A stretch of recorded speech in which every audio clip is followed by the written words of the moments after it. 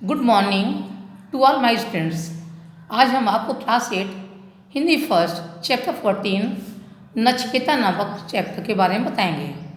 कठोर निष्ठा से ली गई इस कथा में बालक नचिकेता के चारित्रिक गुणों पर प्रकाश डाला गया है। सत्यनिष्ठा, दृढ़ विश्वास, साहस एवं लगन से कठोर व्यक्ति यानी यमराज का हृदय जीत सकता है। इस चैप्टर की रीडिंग आप स्वयं करेंगे। अब इस चैप्टर को मैं आपको अपने शब्दों में समझाती हूँ। वाजसवा द्वारा किए जा रहे यज्ञ की अग्नि प्रज्वलित थी। आज यज्ञ की पूर्णाहुति थी। देश भर के बड़े बड़े विद्वान और ऋषि मुनि इस यज्ञ में आए थे। यज्ञ की समाप्ति में दान देते समय वाजसेवा को माया मोह ने घेर लिया। दान में उन्होंने ऐसी कमज़ोर और बूढ़ी गायों को दिया जिन्होंने दूध देना भी बंद कर दिया था। इस कारण लोग वाजसवा की आलोचना करने लगे। इसे देख वाजसवा के पुत्र नचिकेता से न रहा गया। दुखी मन से वह अपने पिता के पास गया और कहा कि पिताजी, दक्षिणा में यजमान को लोग अपनी प्रिय वस्तु दान में देते हैं, किंतु आपने इन बूढ़ी और निर्बल गायों को दान में दिया। इससे आपको पुण्य नहीं मिलेगा। फिर उसने कहा कि पिताजी, आपका सबसे प्रिय तो मैं ही हूँ। आप मुझे दान में क्यों नहीं देते? आप मुझे किसको दान में देंगे? नचिकेता के बार बार प्रश्न करने पर क्रोध में उन्होंने कहा कि मैं तुम्हें यमराज को दान में दूंगा। इतना सुनते ही नचिकेता ने कहा, पिताजी, आप मुझे यमराज के पास जाने की आज्ञा दीजिए। क्रोध से में निकले शब्दों से वाजसवा बहुत दुखी हुए। अब नचिकेता सबसे विदा लेकर यमराज के घर चल पड़ा। यमराज उस समय यमपुरी में नहीं थे। 3 दिन तक यह बालक दरवाजे पर खड़ा रहा। यमपुरी लौटने पर यमराज बालक की दशा देखकर बहुत दुखी हुए। उन्होंने नचिकेता का यथोचित सत्कार किया। नचिकेता के यहाँ आने का प्रयोजन सुनकर यमराज ने कहा कि नचिकेता, तुम्हारी प्रतिभक्ति और दृढ़ निश्चय से मैं बहुत प्रसन्न हूँ। मैं तुम्हें 3 वरदान देता हूँ। नचिकेता ने पहला वरदान मांगा कि मेरे पिताजी का क्रोध मुझ पर शांत हो जाए। यमराज ने कहा, ठीक है, ऐसा ही होगा। अब दूसरा वरदान मांगने से पहले नचिकेता ने बहुत सोच विचार किया। फिर उसे ध्यान आया कि उसके पिता ने स्वर्ग की अभिलाषा से यज्ञ किया था। फिर उसने यमराज से पूछा कि लोग कहते हैं कि स्वर्ग लोक में बहुत सुख मिलता है, वहाँ लोगों को किसी प्रकार का भय नहीं लगता। उस आनंद में स्वर्ग को किस प्रकार प्राप्त किया जा सकता है? मुझे इसका उपदेश दीजिए।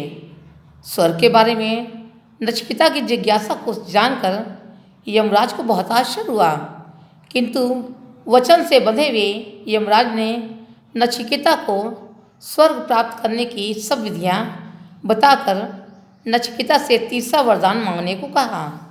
इस पर नचिकेता सोचने लगा कि पृथ्वी और स्वर्ग के सुख से बढ़कर हमारी आत्मा है, और वह आत्मा के सच्चे स्वरूप को जानने के लिए उत्सुक हो गया और उसने यमराज से कहा कि मुझे तीसरे वर के रूप में कृपा करके आत्मा का रहस्य समझाइए। यमराज को एक छोटी उम्र के बालक से ऐसे गंभीर प्रश्न की उम्मीद नहीं थी। उन्होंने कहा कि आत्मा का रहस्य तो बड़े बड़े विद्वान भी नहीं जान सके हैं। इस पर नचिकेता ने कहा कि तब तो मैं आत्मा का ज्ञान अवश्य प्राप्त करना चाहूँगा। आप मुझे कृपा करके आत्मा के बारे में समझाइए। यमराज ने नचिकेता को अनेकों प्रलोभन दिए और कहा, तुम इस प्रश्न के उत्तर के बदले कुछ और क्यों नहीं मांग लेते? मैं तुम्हारी सभी इच्छाएं पूरी करने को तैयार हूँ, किंतु तुम आत्मा और मृत्यु के रहस्य के बारे में मत पूछो। तब नचिकेता ने गंभीर होकर कहा, आपने जितनी चीज़ों का वरदान देने को कहा है, क्या इनमें से किसी से भी मनुष्य को सच्चा सुख मिल सकता है? धन से मनुष्य की तृप्ति नहीं हो सकती। मैं तो जन्म और मृत्यु के पीछे रहस्य को ही जानना चाहता हूँ। नचिकेता के बातों से प्रसन्न होकर यमराज ने उसे उपदेश देना प्रारंभ किया। कहा कि आत्मा न तो कभी पैदा होती है न मरती है, वह अजर अमर है और शरीर के नष्ट हो जाने पर भी विद्यमान रहती है। जिस प्रकार दुष्ट घोड़े रथ में सवार होकर व्यक्ति को संकट में डाल देते हैं, उसी प्रकार अनियंत्रित इंद्रियां मनुष्य को दुर्दशा की ओर ले जाती हैं। इसलिए हे पुत्र उठो, जागो और श्रेष्ठ व्यक्तियों के पास जाकर उनसे ज्ञान प्राप्त करो। बालक नचिकेता ने यमराज के उपदेशों को अपने जीवन में अपनाया। वह बड़ा होकर विद्वान और धर्मात्मा ऋषि बना। इस चैप्टर के कठिन शब्दों को अंडरलाइन करते हैं।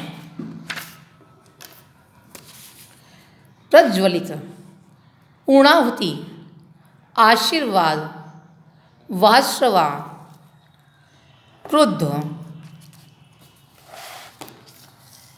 संबंधियों, स्वाभिमान, पितृभक्ति, प्रायश्चित, धर्मराज, अलौकिक, आनंदपूर्ण, जिज्ञासा,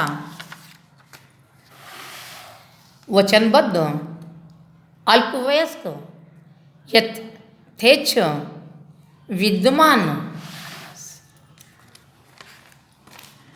इस चैप्टर का शब्दार्थ आप लोग अपनी नोटबुक में लिखेंगे। आइए अब हम अभ्यास कार्य करते हैं। पहला सही विकल्प चुनिए। का वाश्रवा के चेहरे पर विशेष मुस्कान क्यों थी? उसके द्वारा आयोजित यज्ञ की आज पूर्णाहुति थी। का पुत्र की हट से क्रोधित वाश्रवा ने नचिकेता को दक्षिणा में किसे दिया? मृत्यु को। गा नचिकेता अपने से अनुमति लेकर कहाँ चल दिया? यमराज के घर। घा यमराज को किस बात का दुख था? नचिकेता 3 दिन से यमराज के दरवाजे पर भूखा प्यासा पड़ा रहा। अंगा नचिकेता ने दूसरे वर के रूप में क्या मांगा? स्वर्ग प्राप्ति का उपाय। दूसरा, अधूरे वाक्यों को पूरा कीजिए। यह एक्सरसाइज आपको होमवर्क में दिया जा रहा है, इसे आपको अपनी बुक में करना है। तीसरा, किसने किससे कहा? का आप मुझे इसको दक्षिणा में दे रहे हैं। ये वाक्य नचिकेता ने अपने पिता से कहा। खा जा मैंने तुझे मृत्यु को दिया। यह वाश्रवा ने नचिकेता से कहा। गा तुम्हारी प्रतिभक्ति और दृढ़ निश्चय से मैं बहुत प्रसन्न हूँ। यह यमराज ने नचिकेता से कहा। घा आप मुझे कृपा कर आत्मा के बारे में समझाइए। यह नचिकेता ने यमराज से कहा। अंगा तो पुत्र उठो और जाओ, शेष व्यक्तियों के पास जाकर ज्ञान प्राप्त करो। यह वाक्य यमराज ने नचिकेता से कहा। इस चैप्टर के प्रस्तुतक की फोटो आपको होमवर्क में दे दी जाएगी। आज की कक्षा बस इतना ही। धन्यवाद।